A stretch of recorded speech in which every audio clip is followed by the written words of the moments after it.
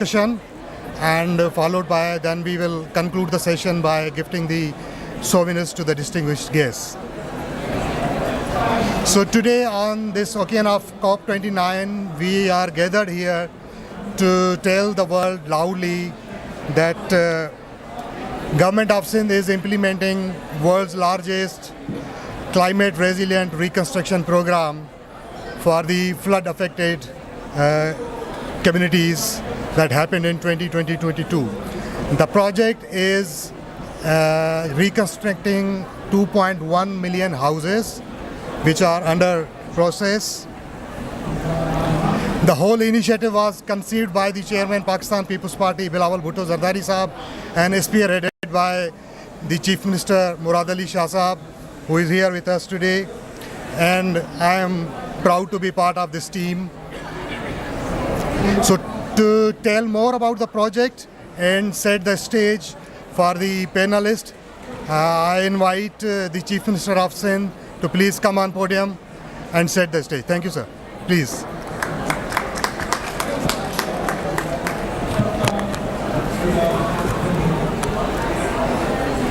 Bismillahirrahmanirrahim.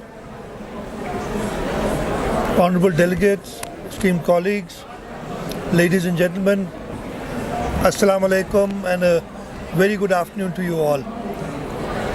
It's an honor for me to be here today standing in front of you at a COP forum where nations unite in a shared mission to confront the greatest challenge of our time, climate change. What we want to do is that in the next hour or so, share with you a success story. A story of how different stakeholders got together to face one of the biggest disasters of climate change in the recent past. I'm talking about the 2022 floods. In my home province of Sindh, we have felt the devastating impact of climate change firsthand. The catastrophic floods of 2022 affected millions, displacing communities, destroying homes, and disrupting lives.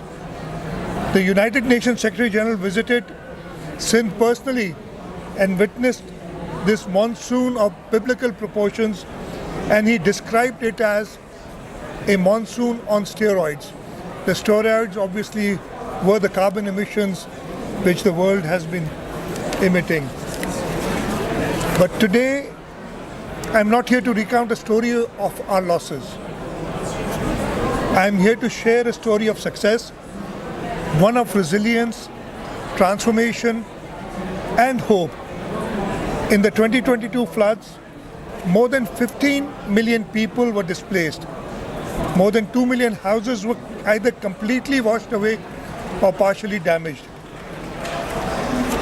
I just tell you a history about our area. We've had floods before.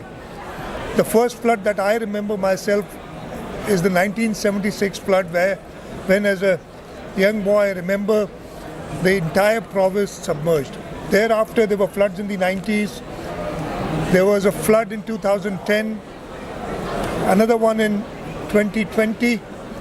But the 2022 flood, as people say, it was not only bigger than all the previous floods, some even say that if you combine all these floods, the 2022 flood was more severe than the combined floods. Now, when we went out to rehabilitate these people, to look after these people, to give them relief, the most important demand, or the first demand that they had, was to rebuild their houses because they were homeless. They did not have a roof on their heads.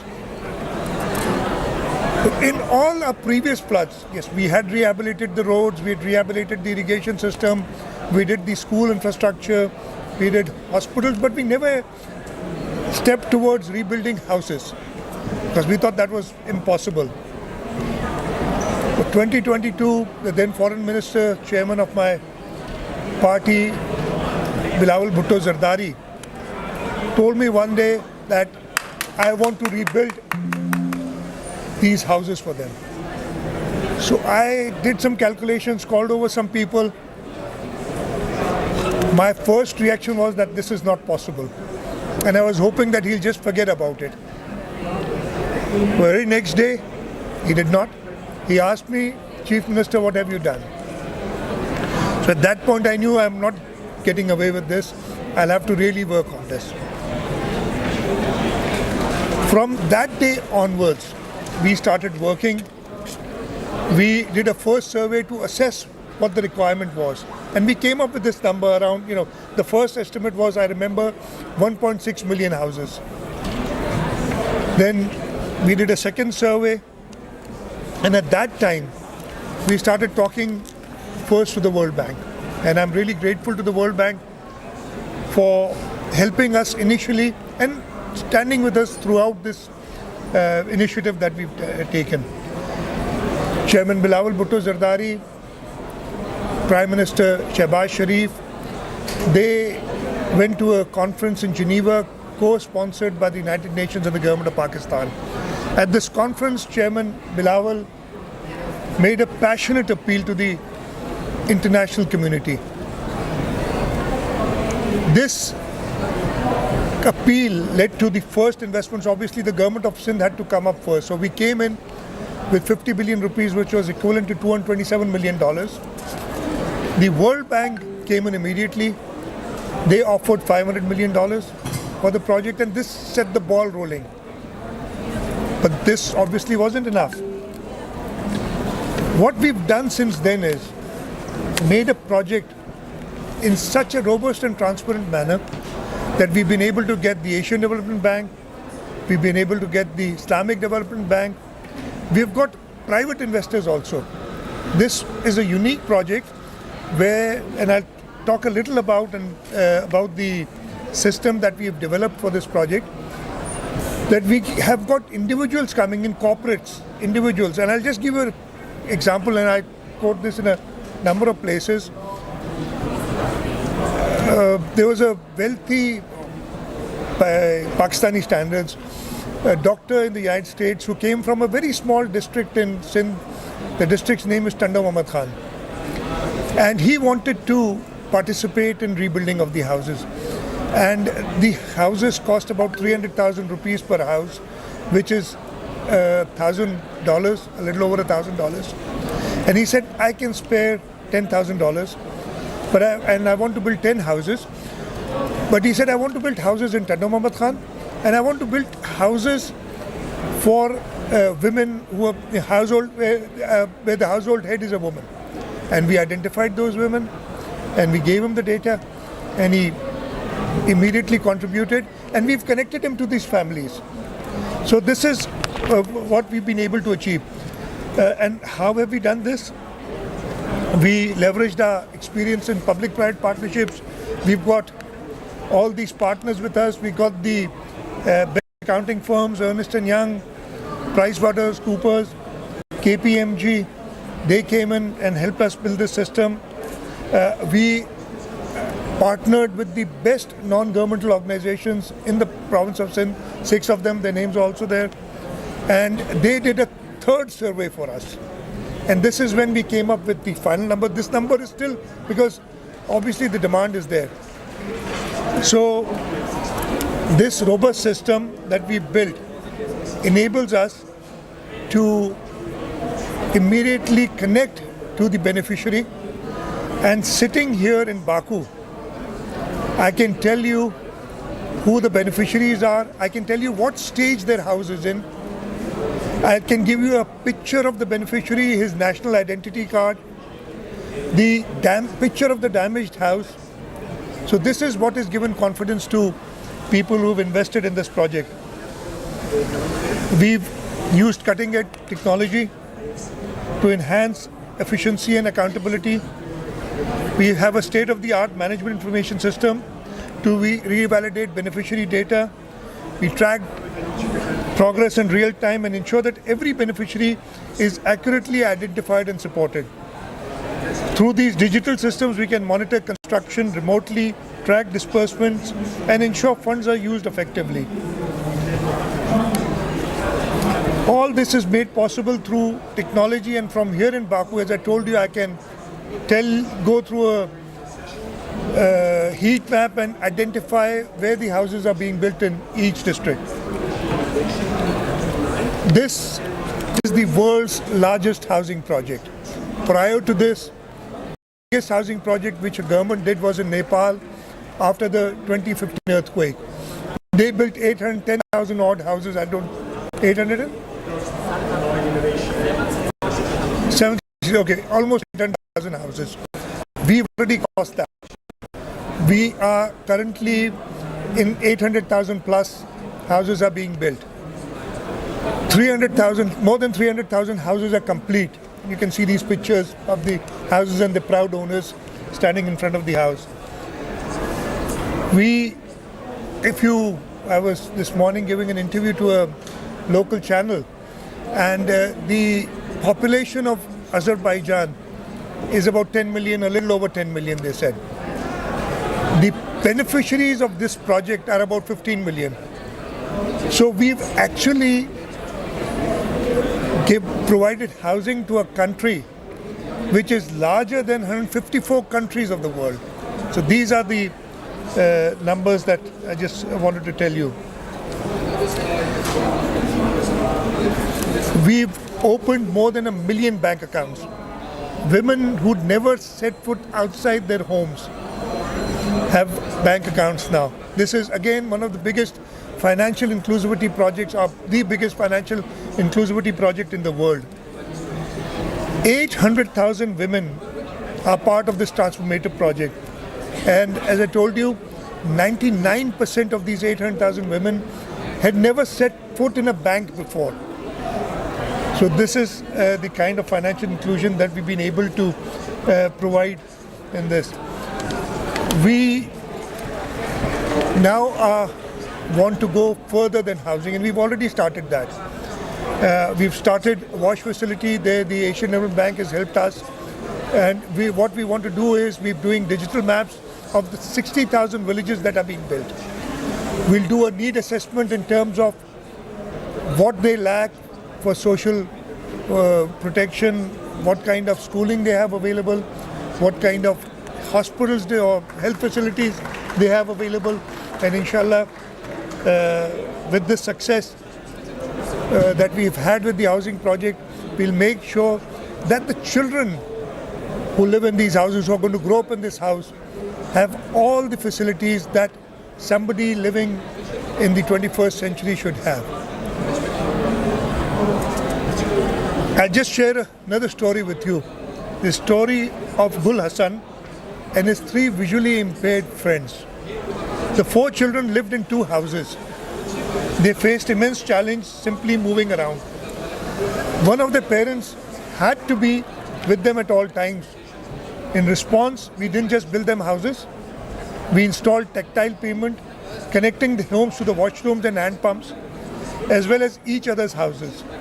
This small but powerful addition has given them the freedom to move independently, something many of us take for granted. As I said, our efforts are now going beyond housing. We are doing water, sanitation and hygiene. In the first phase, we are connecting 3,000 villages or 264,000 households to wash facilities, and we want to ensure that 1.5 million people gain access to clean water and proper sanitation. Most importantly, these facilities, we did not hire contractors to build these houses. These are being built by the beneficiaries, by the owners themselves.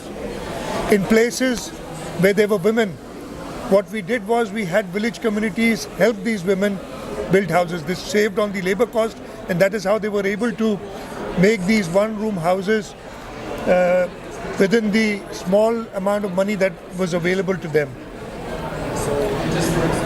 We have given all the households, or we are going to give all the households, title to the land that they had their house on. Most of these houses were in government land, so those titles have already been we've already started giving those titles. This will give them additional financial empowerment. They can use this property as this asset to borrow. They can use it in difficult times when they're in need of money. And inshallah, as you say, this would change the entire scenario. The entire rural households that we have will go through this. I am once again very grateful to the World Bank, the Asian Development Bank, the Islamic Development Bank for helping us through this project. I'm grateful to the federal government who's participated in this. They are also matching the funds that the provincial government is doing. I'm grateful to Chairman Pakistan People's Party Bilawal Bhutto Zardari, who had this vision, telling you without him, because if it was not him, nobody had thought of this before. We simply thought this was impossible to do, but his continuous guidance made us do this.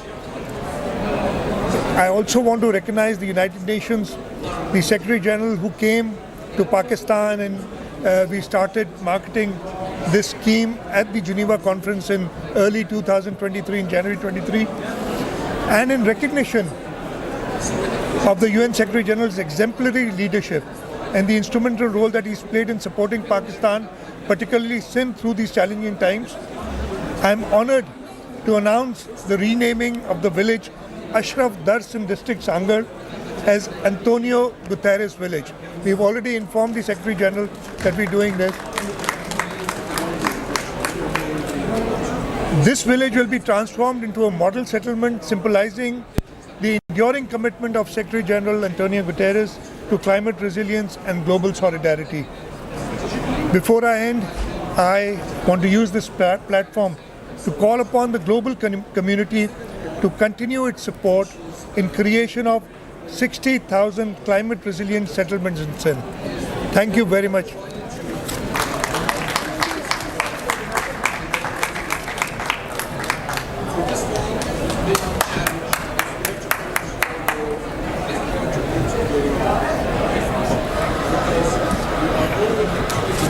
Thank you, sir.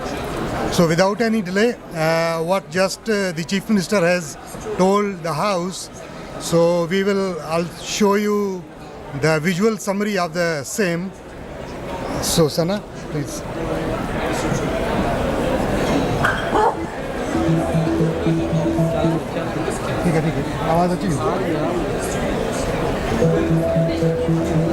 In the wake of devastating monsoon rains in 2022, Sindh faced an unimaginable catastrophe. Homes, livelihoods, and hope seemed lost. Fueled by the passionate plea of former Foreign Minister Bilawal Bhutto Zardari at the International Conference on Climate Resilient Pakistan in Geneva, the government of Sindh, with the support of World Bank and international financial institutions, have raised $2 billion. And thus, Sindh People's Housing for Flood Affectees, the largest housing initiative in the world, was born. With over 1 million bank accounts open, 810,000 houses under construction, and 300,000 houses completed and counting. The Sindh People's Housing for Flood Affectees impacts over 15 million people, more than the population of 154 countries, providing resilient housing and financial inclusion for communities affected by floods. Sindh People's Housing for Flood Affectees is a catalyst for economic revival, social transformation, and a future brimming with hope. SPHE is a groundbreaking digital ecosystem built on transparency and accountability. Through a robust management information system, the entire process, from beneficiary identification to disbursement, is tracked and overseen by the big three audit firms, EY, PwC, and KPMG. The digital ecosystem includes beneficiary platform, online donation portal, GIS-based surveys, and GRM. SPHE, an initiative by the government of Sindh, empowers communities by encouraging social cohesion and economic inclusion.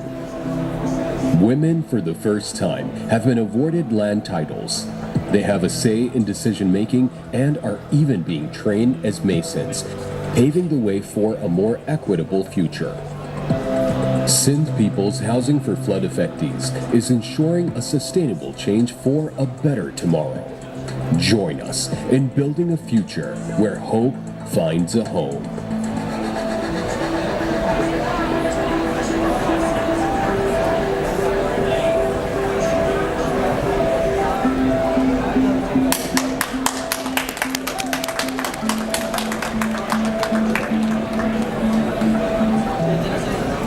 Okay, hope you enjoyed it. Okay, so we will now move to a panel discussion. So I would invite our panelists. So starting with our moderator of the session, Mr. Shahab Kamar Saab, who is the Secretary to the Government of Sindh. And then we have with Valerie Hickey from the World Bank. Then we have Sean Hong Lang from Asian Development Bank, and Dr. Isa Fai from the Islamic Development Bank, and Khalid Mahmood Sheikh Saab, CEO, SPHF. Over to you, Shahab Saab.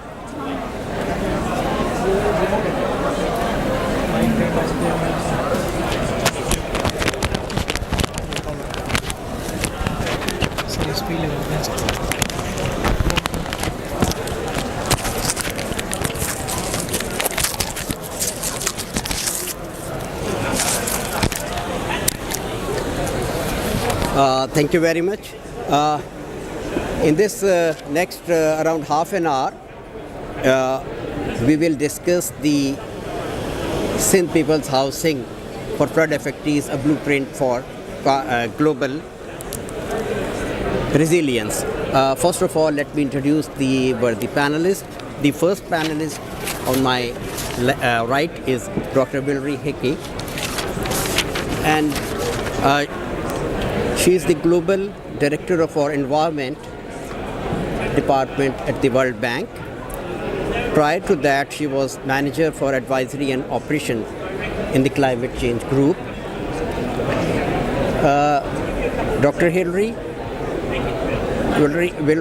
led the bank's environment portfolio in Haiti following the earthquake in 2010. Before joining the World Bank, she worked for the World Wildlife Fund, Wildlife Conservation Society, and authored a number of articles on these issues. The World Bank has initially supported the project by $500 million. Next to is from our Asian Development Bank, Ms. Xiong Yang. She served as the country director in Pakistan from 2017 to 2021, and she is currently the Director General, West Asia Department of Asian Development Bank. She has almost 30 years demonstrated track record of working in international development and financing. The Asian Development Bank is also partnering in this project with $400 million support. Next is our dear colleague from Islamic Development Bank, Dr. Isa Fai. He is the Director General, Global Practices and Partnership of Islamic Development Bank. Dr. Isa his role is very important in strategically steering the development of the GPP directorates in Asian Islamic Development Bank.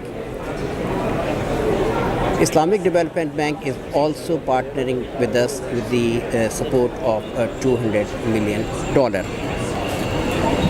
The last panelist is Mr. Khalid Mahmood Sheikh, who is a public servant in Sindh government, and he has expertise in developing the project in the public-private partnership and has vast experience of more than 25 years in project development and project execution. He is the CEO of the Sindh People's Housing Project in the Sindh. To start the discussion, I would ask from Mr. Khalid Sheikh, what were the key elements which make the SPHF is one of the most significant post-disaster housing reconstruction effort globally? pass the mic? Mike. Same mic move करना पड़ेगा क्योंकि live streaming की वजह किसको देना है? Thank you very much. There are multiple reasons which make this project the largest project in the world. Number one, the population impact. This project is impacting about 15 million people because we are going to reconstruct 2.1 million houses. Second impacting reason is the size. These 2.1 million houses are spread over the whole territory of rural Sindh. Third thing is the women empowerment, as Honorable Chief Minister himself just expressed, that 800,000 women who never had their bank accounts, they got their bank accounts opened. And all these 2.1 million houses had to open their accounts. We chose the right way of actually getting access to them for the financial literacy. Because now these opened accounts are being used for multiple purposes, for their agriculture use, for their livestock selling and purchasing. And the most important thing which I want to tell you is that these population of 2.1 million beneficiaries, the households, their monthly income is less than $70 per month. Some 63% had less than $70 per month and 34% had less than $30 a month. So people with so meager revenue resources, when the government entrusted them with $1,000 investment, they came out as a very entrepreneur businessman. They got their accounts opened, they got the money from their banks, they went into the market, made the right decisions about their material, about their masons, and they made such a wonderful houses which you are just seeing on the television. So if a person who can manage money for more than 2 years income can do wonders. If we trust them for further, for example, for health and education empowerment. So I think the door has opened for their prosperity. And this population, as Chief Minister Sahab himself said, is larger than the individual populations of 154 countries in the world. So, rightly so, we are going beyond housing because we think that this large population has the resilience nature and they can go beyond housing. So we are going to do WASH projects for these people on the same beneficiary-driven model. We are not going to involve contractors. So so far we have put in $2 billion investment in these 15 million people, and further $4 billion would be required to actually turn around such a big population that has never had in the history of the world. We see history where 15 million, 16 million people are being just reborn. So this is the impact of this housing initiative. Thank you very much.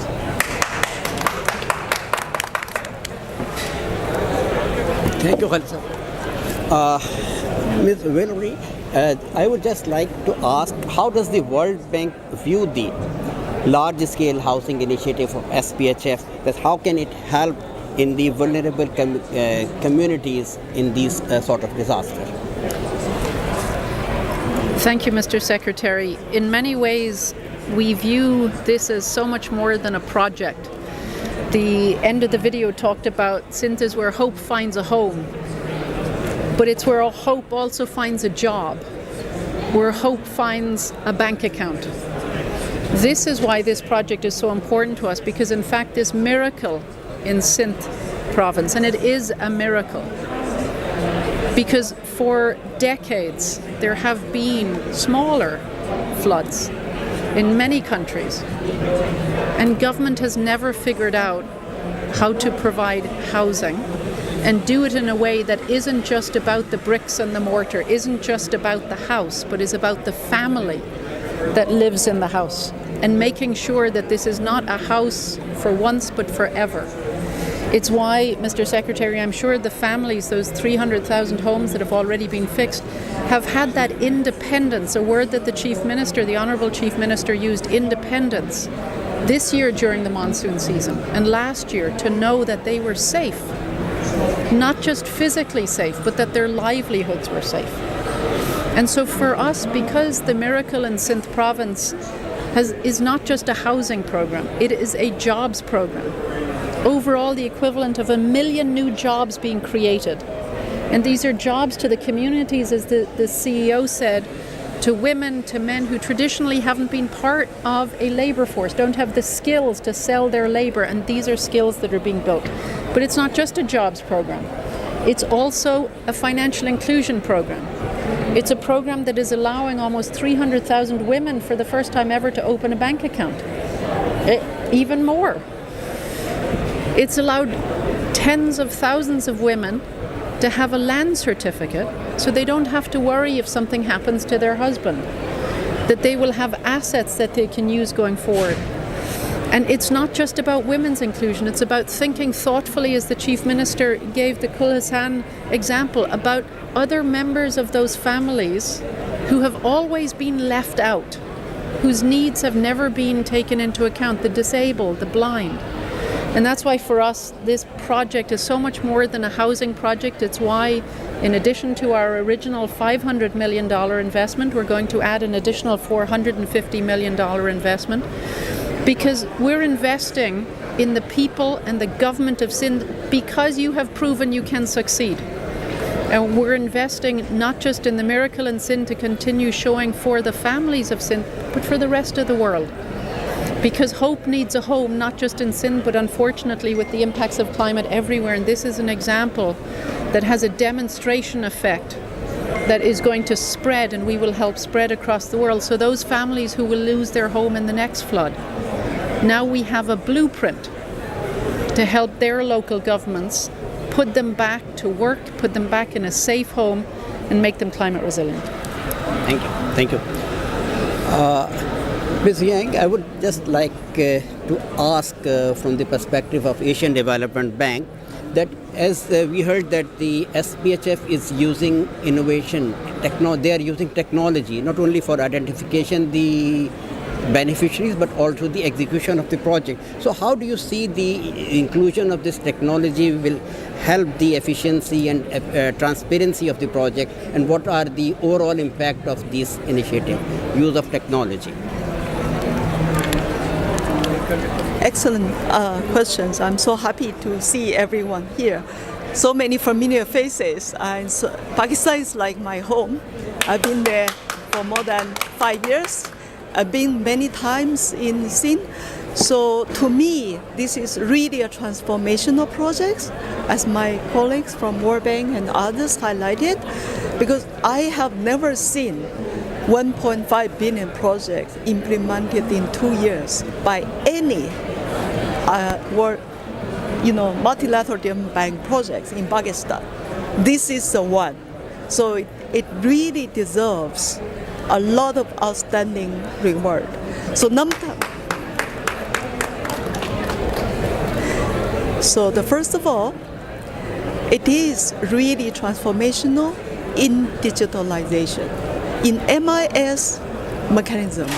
So as Honorable Chief Minister just mentioned, anywhere, anytime, you can actually find out what kind of money you are going to spend on. And then additionally, something very interesting comes, because it also tells us how many women beneficiaries are there. What are the works being built? What are the community facilities are there? And how we are going to better build a system which is more resilient for the next flood. For example, we're able to include community in the design of the projects. So the community-led project, it is actually in the past, MDBs are doing the community-driven projects, not at this scale. We have been doing this, but we never do at this scale. Because of MI systems, we are able to do it at scale. So there is a transparency in the system, built in the system throughout the community-led program, the community, participation and also operation. So we see the sustainability built through the MI system as well. That's why the track record, we see disbursement anytime. We actually can add additional financing, as World Bank mentioned. We are very happy to work with Sindh further to expand it to many other areas, because we are still just phase 1 approach. So we are happy to work on phase 2. So further look at how do we build the resilience through the climate resilience program, how to make it even further, scale up. So it is an example project to build sustainable development and climate resilient infrastructure through community-led approach, but owned by Sindh people, has tremendous commitment, leadership, and transparency. Thank you. Thank you. Dr. Isa, my question from Islamic development, what motivated the ISDP to participate in this, at that time, the ongoing project of the housing, and how do you envision that the long-term recovery and development of the flood-affected people by this project? How do you see that? Thank you very much. Good afternoon, and I would like to start by congratulating the whole team, Chief Minister, for the fantastic job that we have been doing. It's really very commendable and very impressive. And as you said, I agree. I've been involved in housing projects in many regions, but I've never seen this. Really very, very commendable. Now, coming to your question, I think the response is quite evident for us. Because the Islamic Development Bank is the only multilateral development bank from the South and for the South. So we are constituted by the South. Our shareholding is entirely from the South. We work for the South and we deliver for the South. So we cannot see our member countries in this difficult situation and not be with them. So that's really something that we don't have. It's not an option for us. We need to be with Pakistan. We need to support them. We need to deliver for the people of Pakistan. So that's really something that we cherish. And then it is based on our principle of solidarity that is based on our charter. The charter of the Islamic Development Bank is to support each other in the Ummah and the Islamic world. Second is on our strategy. Our strategy is based on two main pillars. One pillar is on green sustainable infrastructure development, which is resilience building, which talk to this specific matter of housing. It's really aligned. And the second is human capital development. And it talks to all the issues from health education to social protection. So these two combined just give us the framework in the bank to support, again, Pakistan.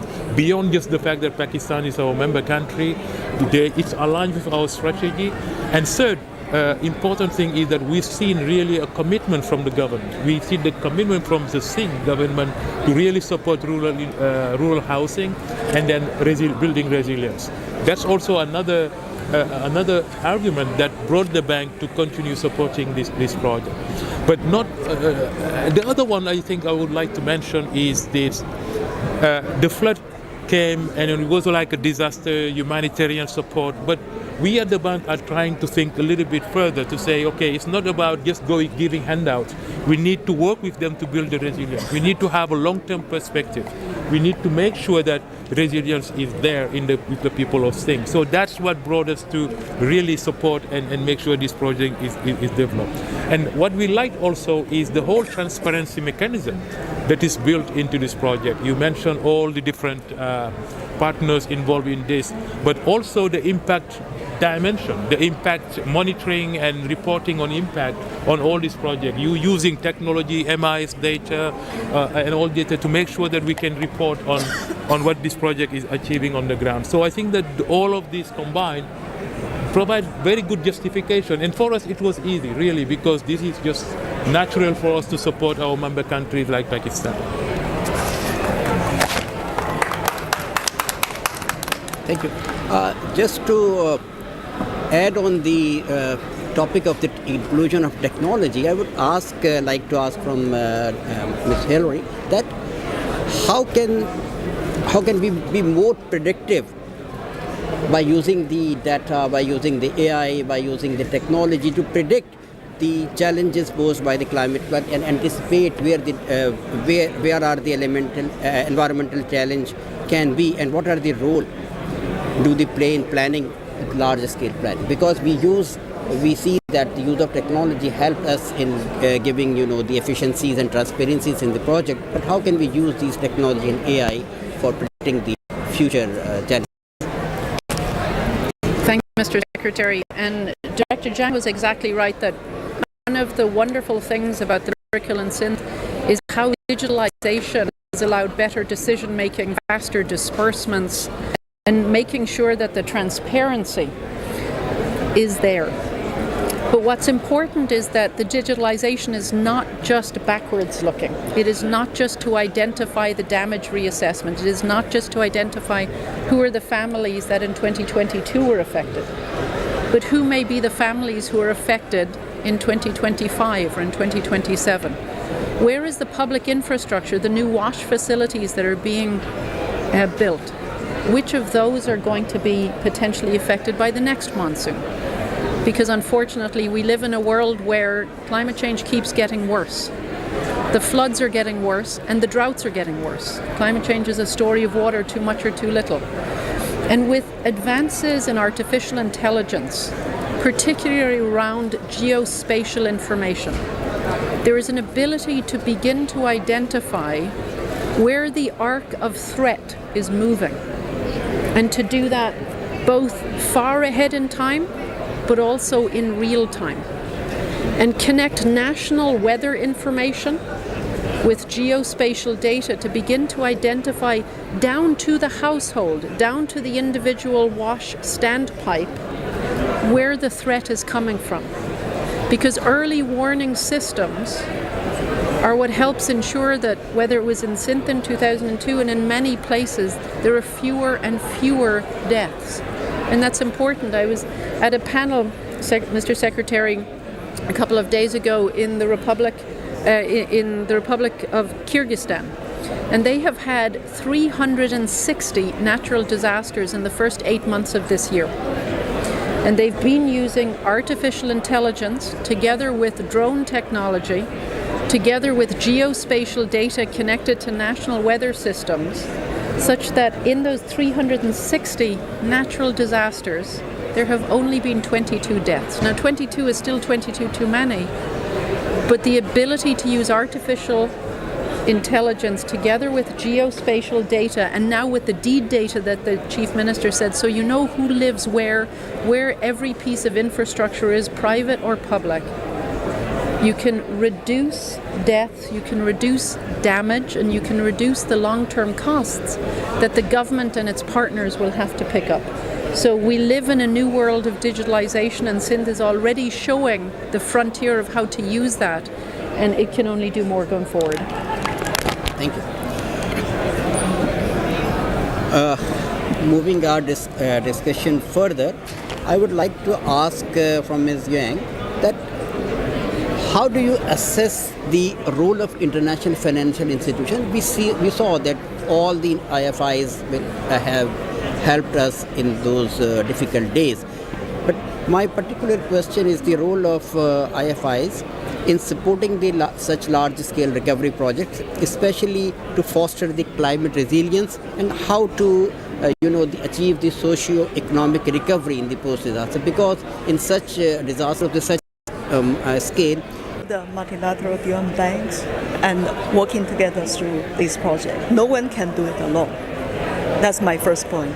So working together, we call it 4RF. So it is resilient, recovery, rehabilitation, reconstruction. So this project is outstanding project up to that standard, because you consider all these angles. That's number one. Number two, we actually work through this project. We are learning by doing. So when we started the project, we look at how do we really empower the local communities in the design of the new houses. So what kind of roof material we should use? What kind of location we should locate them? We can no longer locate them in the flood-prone area. So that is integrated planning, resilient planning. These are very critical to do a lot of upstream work, to look at the screening. So, Chief Minister, you mentioned 3 times, really planning better. So they need to ensure those houses we are going to build are going to sustain the future monsoon flood. Then they are actually building back better mechanism. So that's really number one. Number two, we work on through the communities, what are the job opportunities we can create, and how do we really generate growth? We build resilience, we build jobs, we build growth in this type of projects, and then using local materials is another very interesting angle of this one, because this project hasn't really imported much construction material. That's why we build fast. We look at how we actually include the greener construction material, and then source locally. Source jobs, source materials locally, make the local team to work on this rebuilding mechanism. It is proving to be very powerful, very, very successful mechanism to empower the communities once they are led, but backed by village communities. So we have set up this village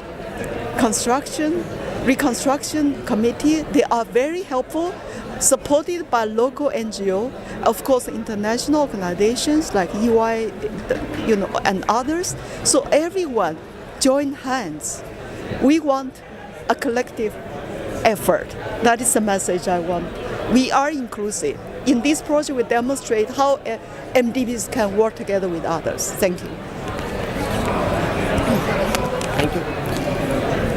Dr. Isa, I would like to ask to you that how do you assess the effectiveness of the community-driven approach in this project? And as we heard that we are now moving beyond housing and including the wash facilities, and naturally we are thinking about how to sustain those infrastructure which the government is building on this project. So how do you see the future role of the communities to sustain these development which are being created through this project, especially the wash facilities?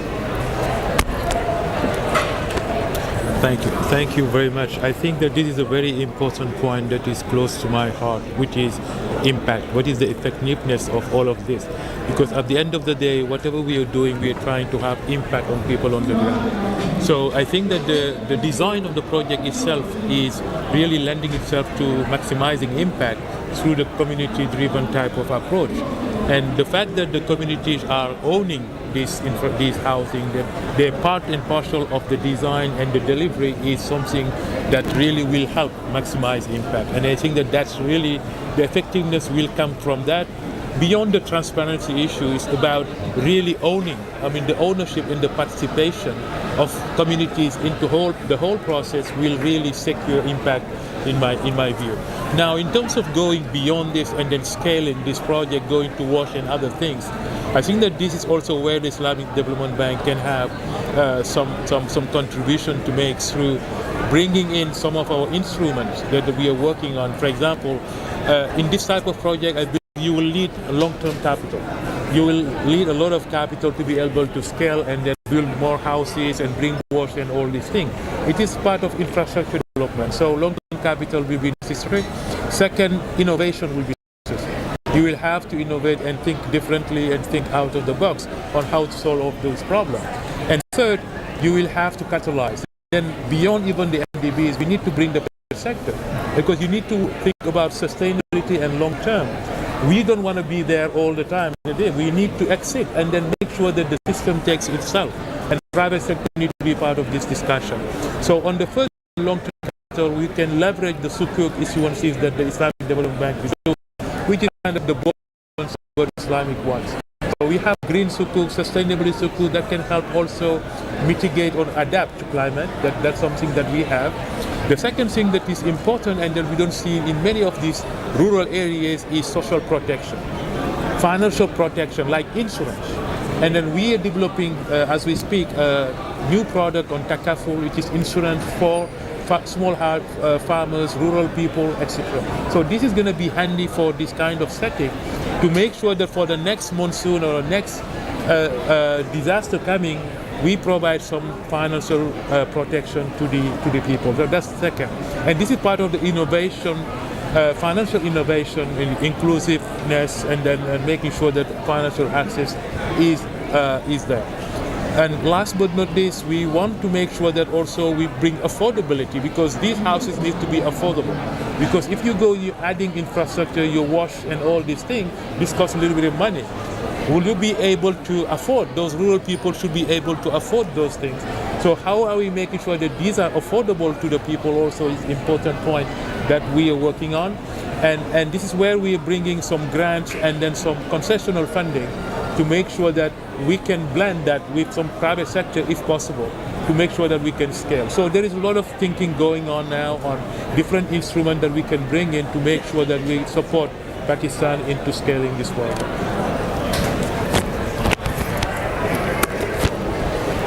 Khalid, one important question.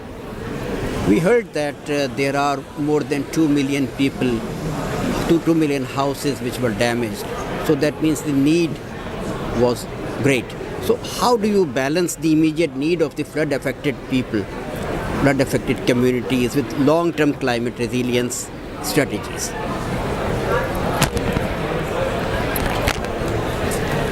The people of Sindh and the government have shown the resilience part, because the government came up with the resolve that they have to rebuild these 2.1 million houses, and the community responded as well. Now the question is about the sustainability. So the government is rightly thinking beyond housing, and they have started wash facilities. And I firmly believe, after working in this community for the last 2 years, that once you start up something good, then the community follows it and takes it forward. For example, now all the new houses which private sector is building, the people who can afford to build their own houses, they are following the restructuring and resilient guidelines of the government of Sindh, of this SPHE project, which means that the culture has come up in which they can follow the good practices. Likewise, we are going to start wash facilities for 3,000 villages, which will benefit some 1.5 million people, and this will continue. And likewise, the societies are also, the communities are also thinking in terms of their economic development. For example, those people who have got their accounts open, now they are using those monies for their purchase of their seeds, agricultural produces, and also for livestock. So I think you just need to sensitize the community and give them some support, and then community does wonders by themselves. Thank you.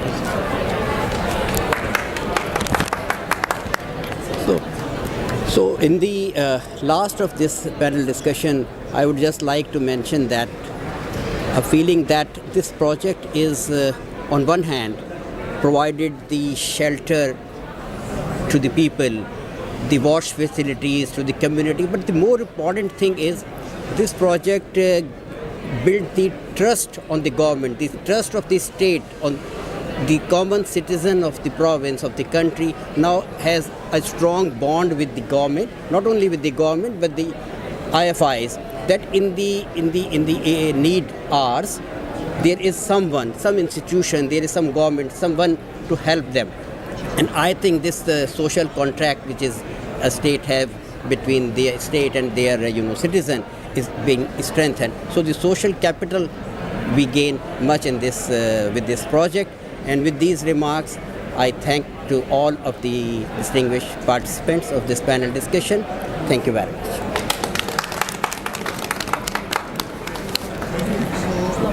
I would invite the Chief Minister to give the souvenirs to the distinguished guests. Please on the stage.